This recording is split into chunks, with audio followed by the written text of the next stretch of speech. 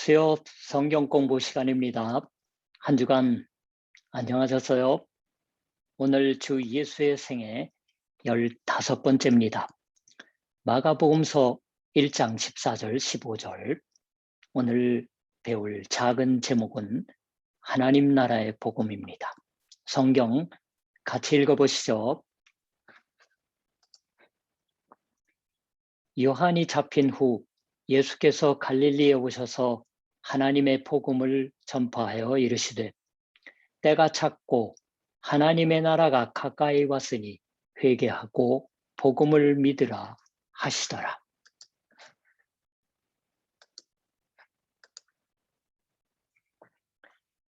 마가복음서 1장 14절 15절을 함께 읽었습니다.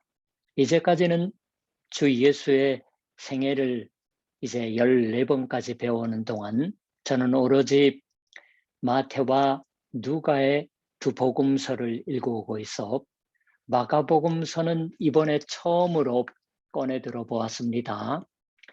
성경 안에는 4복음서가 들어있어서 각각의 입장에서 각기 사람들이 각각 그 사람들이 살아온 교회 공동체의 상황에 부응해서 자신들에게 말로 전해지고 혹은 문서로서 이미 곁에 가지고 있는 주 예수께서 하신 말이나 행하신 일을 써서 정리하여 그것을 이후에 교회가 성경 속의 복음서로 채용하게 된 네 문서가 있습니다. 네 있는 거니까 각기 공평하게 읽어보자 등의 생각이 있는 건 아닙니다. 그러나 지금 말씀드린 것처럼 한 사람의 주 예수의 모습이나 그 하신 말에 관해서도 적어도 4개의 좀 다른 입장에서의 기록이 있다. 물론 성령의 인도하심에 의한 것이지만 이것은 각기 소중히 하는 편이 좋다고 생각하는 겁니다. 마가복음서는 4복음서 중에서 가장 짧습니다. 그 때문일까요? 옛날 교회에 있어서는 그렇게 중시되지 않았습니다.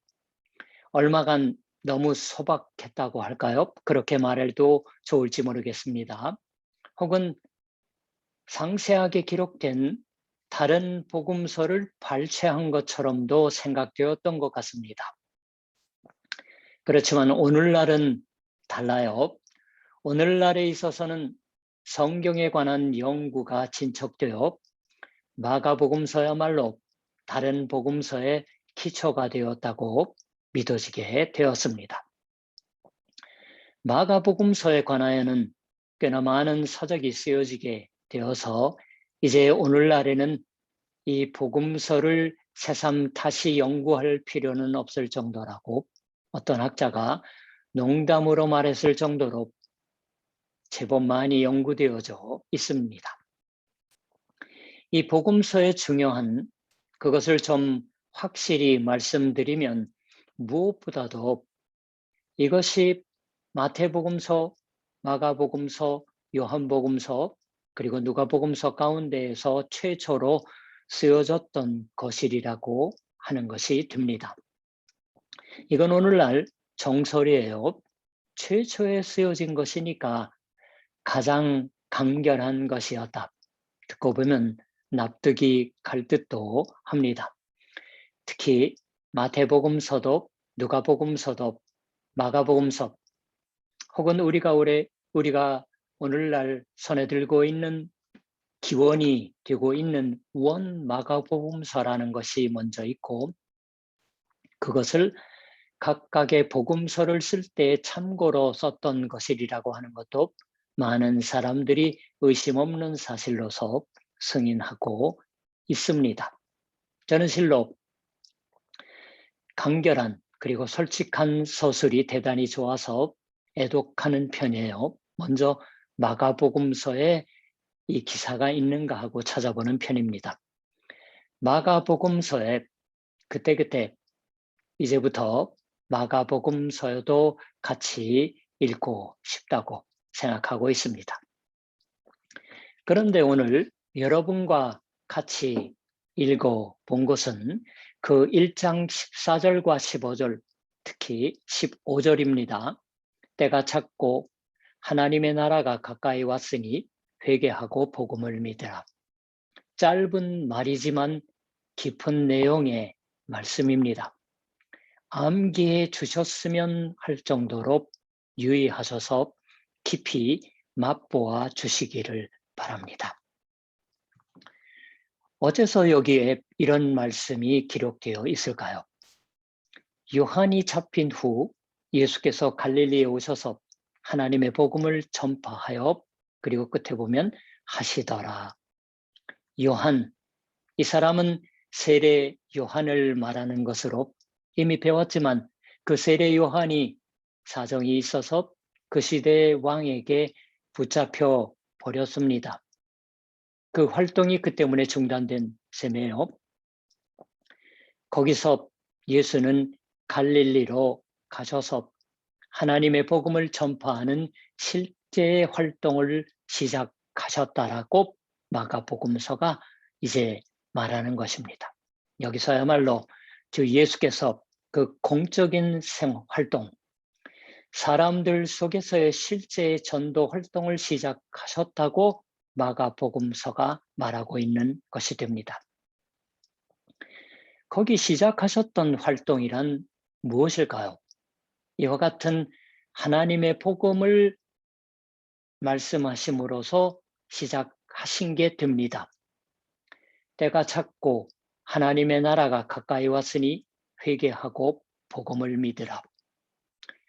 이제 알 수 있으시리라고 생각되지만 복음을 전파해서 처음 설교에서 이러한 것을 단 한 번 말씀하셨다고 하는 게 아니지요. 원래 이러면은 설교는 되지 않습니다. 세 가지 짧은 내용이 나란히 있을 뿐인 것이에요. 표어를 외친 듯한 그것뿐인 것을 말합니다. 그러나 어느 것이나 핵심을 찌르는 말입니다. 물론 주 예수께서 실제로 단 한 번만 이러한 말씀을 하셨다. 혹은 이런 말을 많은 사람들 앞에서 외치셨다고 하는 것을 여기에 쓰고 기록했다는 것도 아닐지 모릅니다.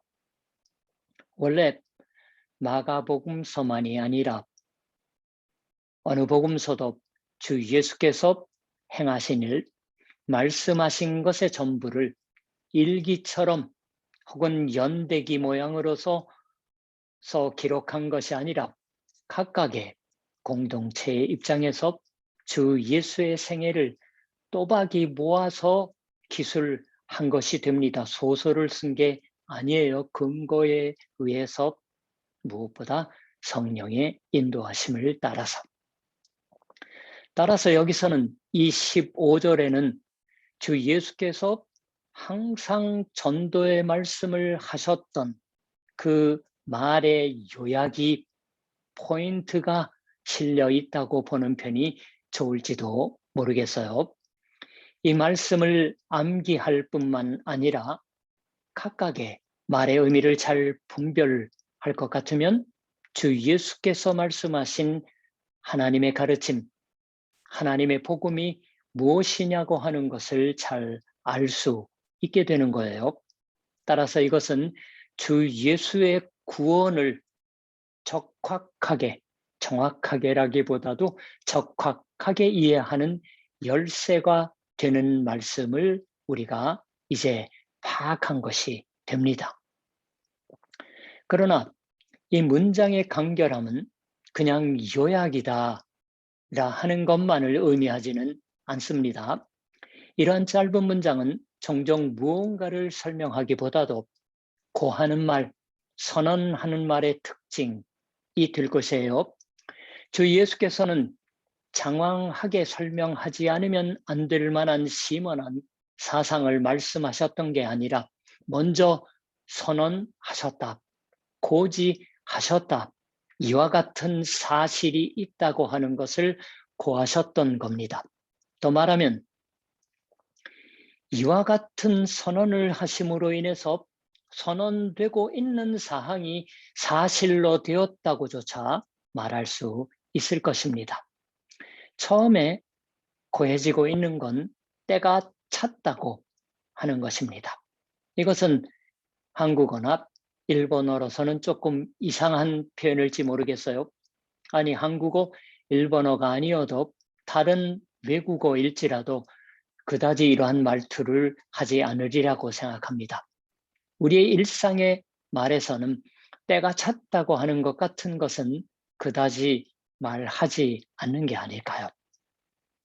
그러나 이러한 표현을 정말은 쓰는 게 적당하다고 생각할 경우도 우리의 인생에는 얼마든지 있는 법입니다. 예를 들면 어떤 젊은 부부에게 한 아기가 주어집니다. 젊은 엄마의 몸에 아기가 들어섭니다. 병원에 가서 그것이 확인됩니다. 의사는 날짜를 헤아려서 몇 월 며칠이 예정일이다라고 가르쳐 주지 않아요? 주위 사람도 모두 그것이 기다려집니다. 하물며 이제부터 아빠가 되고 엄마가 되는 사람들에게 있어서 아기의 탄생, 자기들의 최초의 아기가 주어진다고 하는 것은 대단히 기쁜 일입니다. 소망의 사건임에 틀림없습니다. 그래서 때가 지나고 출산의 날이 다가옵니다. 마침내 진통이 시작되고 병원에 가서 아기가 태어납니다. 멋진 때일 거예요. 잊을 수가 없는 그 부부의 일생에 있어서도 소중한 때가 됩니다. 이것을 바로 때가 찼다고 해야 할 사건이라고 우리도 말할 수 있지 않을까요? 이건 단지 10개월에 가까운 시간이 흘러 지나갔다고 하는 듯한 것이 아니라 손꼽아 기다리던 나날을 지내고 드디어 성취의 때를 맞이하여 충실한 그때가 왔다라고 하는 것인 겁니다. 주가 고하셨던 때가 찼다고 하는 것은 그것과 비슷하리라고 저는 감히 말씀드려 봅니다.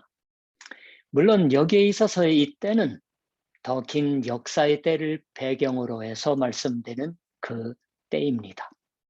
하나님의 구원을 기다려 사람들이 슬픔 가운데에서 계속 괴롭힘을 당하는 가운데 그 긴 때를 지내왔습니다.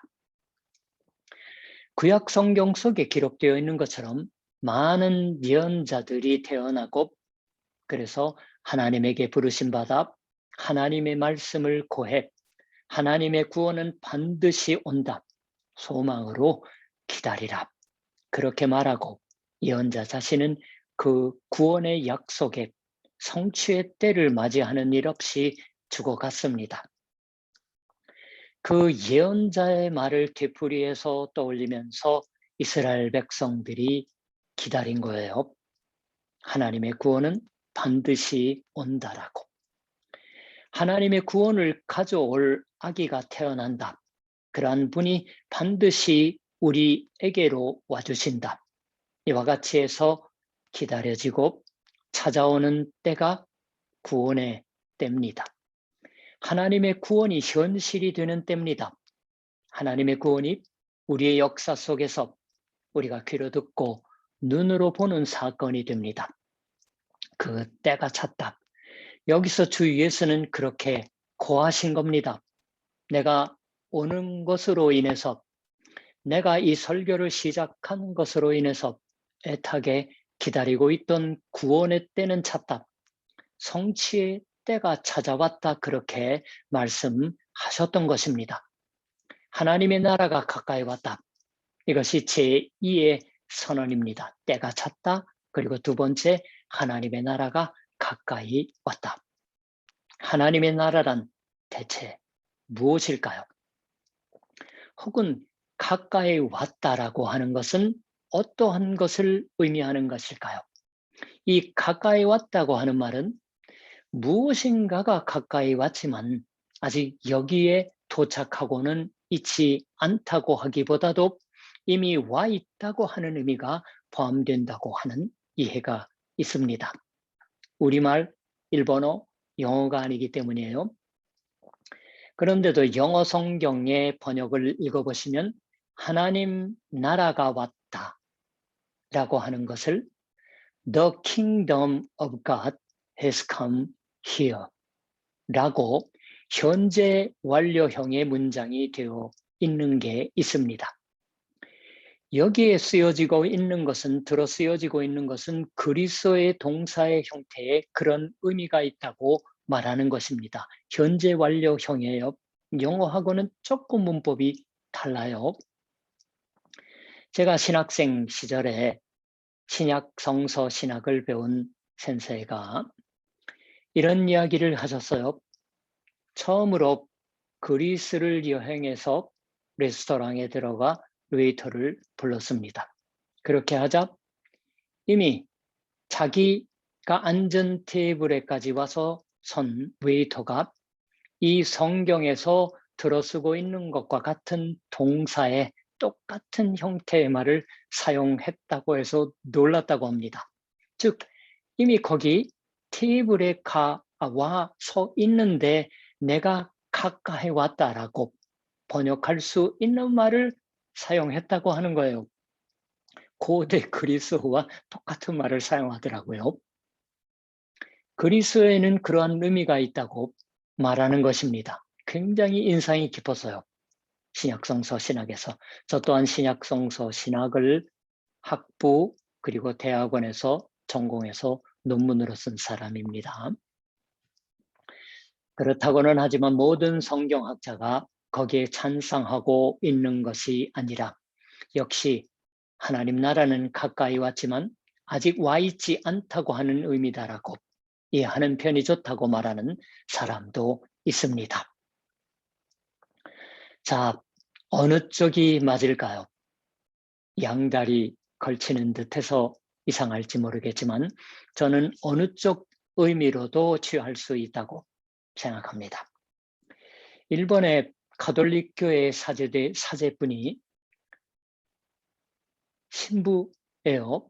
이와 같은 성경의 말의 사용법은 일본 사람 또는 한국 사람 쪽이 잘 이해하는 것이 아닌가라고 말해 이러한 예를 듣고 있으십니다. 예를 듣고서 야 한국인도 똑같습니다라고 속으로 생각했지만 우리가 지하철 전철 홈에서 전철을 기다리고 있다고 생각해 보십시오. 거기로 전철이 가까이 옵니다. 그걸 제일 먼저 발견한 사람이 전철이 왔다고 말할 거예요. 아니 우리도 속으로 전철이 왔구나라고 생각할 겁니다. 아직 홈에 도착해 멈춰 있지는 않지만 왔다고 하는 말투를 이상하게 생각할 사람은 한 사람도 없을 거예요.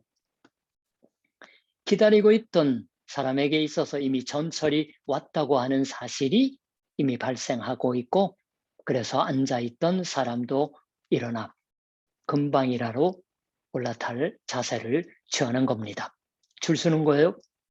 그와 같이 생각하면 주 예수의 말씀의 의미도 잘 알 수 있다고 하는 가톨릭의 사제의 설명을 저는 제법 인상적으로 들은 기억이 있습니다. 주 예수는 바로 가까이 오고 있는 하나님의 나라를 가리키시면서 또 그 하나님 나라가 무엇보다 자신의 출현에 의해서 현실이 되어지고 있는 것을 고하고 있으시는 겁니다. 이 의미는 이제부터 우리가 주 예수의 생애를 아마 50번 넘게 배워갑니다. 오늘 15번째예요. 주 예수의 생애를 배워가면 점점 뚜렷해질 것이에요. 이와 같은 하나님 나라의 가까움을 알고 거기 사는 것이야말로 신앙으로 사는 것이다라고 말할 수 있는 겁니다. 거기서 우리가 묻지 않을 수 없는 것은 하나님 나라란 무엇이냐 하는 것입니다. 이 나라라고 번역되어 있는 말은 오히려 설교에서도 여러 번 말씀드린 기억이 나는데 지배하다라는 말로 이해하는 편이 좋은 면을 갖고 있습니다. 우리가 나라라고 하면 오해를 해서 우리가 사는 세상에 하나님 나라라고 불리우는 뚜렷한 국경을 갖는 나라가 있다고 생각하시게 될지도 모릅니다. 한국에도 있지 않았어요? 신앙촌. 특별한 어떤 보수적인 무리들이 미국에서도 커다란 사건을 일으키는 단체들이 교회 단체예요. 한국에서 여러분들 기억하시는 분이 있으실지도 모르겠어요. 오대양 사건이 있었습니다. 뚜렷한 국경은 아니지만 자기들만의 공동체를 가지려고 하나님 나라에 가까운 것으로서 거기까지 가면 이제부터 앞쪽에 하나님 나라라 하는 것이 알 것 같은 데가 있다고 상상해 버릴지도 모르겠어요. 그런가 어딘가에 가면 발견되는 장소, 예를 들면 바티칸 시국 900명 정도입니다. 로마 안에 바티칸 시국이에요. 독립된 나라예요. 그러한 나라를 의미하는 것이 아니라 이건 오히려 하나님의 지배하심이라고 생각하는 것이 맞을 겁니다. 하나님의 지배하심. 하나님이 지배를 하신다. 더 다른 말로 말씀드리면 우리가 살고 있는 이 세계에 있어서 하나님이 하나님으로서 처신해 주신다고 하는 것이 현실이 된다. 하나님의 뜻이 우리의 살고 있는 현실에 있어서 실현한다. 그런 것입니다. 하나님이 먼 존재인 처로가 아니라 우리 곁에 있어 주시는 존재가 된다. 그래서 우리가 하나님의 지배하심으로 사는 것입니다. 게다가 하나님이 곁에 있어 주시기 때문이라고 해서 물론 그런 것은 있을 리가 없지만 모퉁이에 작아져 있으시다고 보이지 않을 만큼 그런 것도 아닙니다. 진실로 하나님으로서 일해 주시는 거예요. 그것이 이미 시작되고 있다. 모두가 기다리고 있던 때가 와서 하나님의 구원의 행하심이 시작되고 그 지배하심이 시작되고 있다고 말해도 좋습니다. 주 예수께서 이미 와 주시고 있기 때문입니다.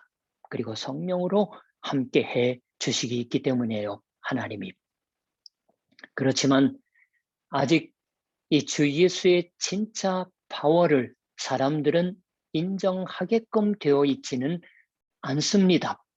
예수께서 하나님의 아들로서 진짜 승리를 사람들의 누구의 눈에도 분명히 할 때는 아직 오고 있지 않다고도 말할 수 있을지 모르겠어요. 그 의미에서는 하나님의 나라는 가까이 왔지만 하나님의 나라는 이 세상의 온전한 현실은 되어 있지 않다고 말할 수도 있습니다. 그러한 것을 분별해 알면서 하나님의 나라가 시작되었다. 하나님의 지배하심이 시작되었다고 말할 수 있는 것입니다. 하나님의 교회가 존재하는 것이 그 눈에 보이는 증거이기도 해요. 그래서 교회는 하나님의 지배하심을 현실에 증거하는 공동체입니다. 세 번째 선언에 회개하고 복음을 믿으라가 있습니다. 회개한다고 하는 것은 죄를 지은 자가 그 죄를 후회한다고 하는 것입니다. 특히 성경에 회개한다고 하는 말을 이해하기 위해서 중요한 것은 이 회개한다고 번역되어 있는 이 말에는 되돌아가다고 하는 의미가 포함된다고 하는 것이에요. 지금까지의 걸어왔던 걸음을 바꾸어서 돌아가는 것입니다. 진짜 자신의 집으로 돌아가야 할 것을 알아차리고 방향을 바꾸는 것을 고향으로 돌아간다고 하는 것을 회개한다고 말하고 있습니다. 우리는 우리의 아버지가 하나님이심을 새삼 알고 진짜 아버지인 하나님께로 돌아가라고 초청받고 재촉되고 있습니다.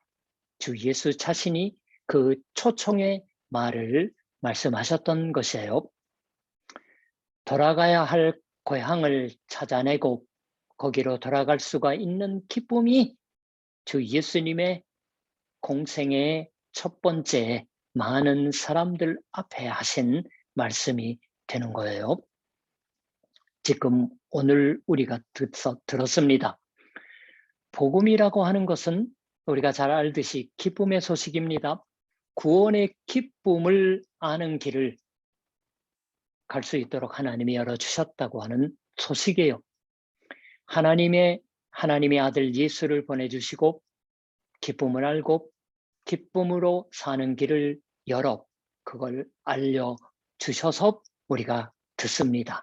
듣는 것만이 아니라 우리가 믿습니다. 마가복음서는 그 첫머리에 이미 이렇게 쓰고 있었습니다. 하나님의 아들 예수 그리스도의 복음의 시작. 얼마나 멋진 말입니까? 하나님의 아들 예수 그리스도의 복음의 시작. 복음, 그것은 예를 들면 우리가 복음이라고 번역하고 있는 원래 고대 그리스의 어떤 도시국가가 전쟁을 했습니다. 그런데 이기기 어려운 그 전쟁에 이겼음을 알려서 사람들에게 전령을 보내는 그 전령이 가져온 승리의 소식에 대한 것을 이름 붙인 말이 우리의 성경에서는 복음이라고 해요. 기쁜 소식이 하나님이 승리해 주신다. 어디서? 지금 여기 등장하여 이제부터 지상에서의 공적인 활동을 계속해 주시는 주 예수께 있어서 하나님이 승리해 주신다. 하나님의 은혜가 승리해 주신다. 아버지 하나님의 사랑이 승리를 하신다. 그걸 믿는 눈에 보이는 우리가 교회입니다. 그리고 하나님의 지배하심을 증거하시는 우리입니다. 이게 우리의 신앙이에요. 우리의 세계는 예수님이 유혹을 광야에서 받으셨지만 사탄이 지배하고 있는 것이 아닙니다. 우리 인간의 죄가 지배하고 있는 것도 아닙니다. 하나님의 은혜가 승리하고 그 지배를 시작하고 있으십니다. 마가복음서는 실은 이 1장 12절, 13절에 광야의 유혹에 관하여 실로 간결하게, 정말로 간결하게 쓴 후에 이 14절, 15절을 기록하고 있는 거예요.